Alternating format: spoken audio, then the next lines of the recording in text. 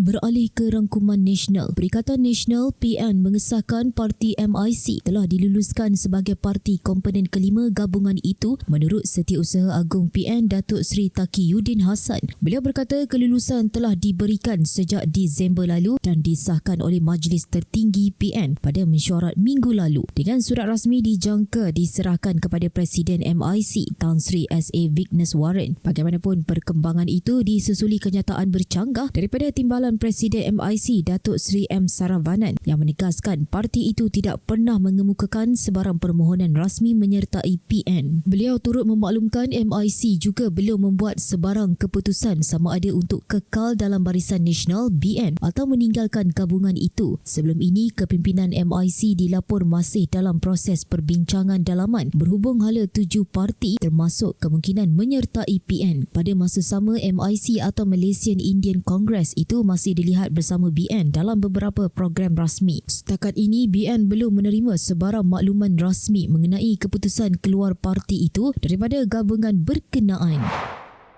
Spekulasi mengenai hubungan Bella Astilah dan Ahli Parlimen Muar Syed Saddiq Syed Abdul Rahman kembali hangat apabila timbul dakwaan pasangan itu bakal melangsungkan perkahwinan dalam masa terdekat. Desas-desus semakin kuat selepas beberapa rakan artis serta kenalan terdekat memberi bayangan tersirat. Malah Perdana Menteri Datuk Seri Anwar Ibrahim sendiri mencuri perhatian apabila secara berseluruh bertanyakan mengenai kad jemputan dalam sebuah majlis baru-baru ini. Di media sosial, peminat mula menghimpun petunjuk yang tersebar termasuk komen usahawan Ben Ali yang menyatakan tidak sabar menunggu seminggu selepas raya sekaligus mencetuskan andaian tarikh istimewa itu mungkin jatuh pada 28 Mac. Lebih menguatkan teka-teki, Syed Saddiq sebelum ini berkongsi momen sambutan hari lahir Bella bersama dua anak penyanyi itu disertai kapsion menyentuh hati yang menggelarnya sebagai Iron Lady. Hubungan yang digelar peminat sebagai bas itu mula mencuri perhatian sejak kedua-duanya digandingkan sebagai duta jenama pakaian tahun lalu.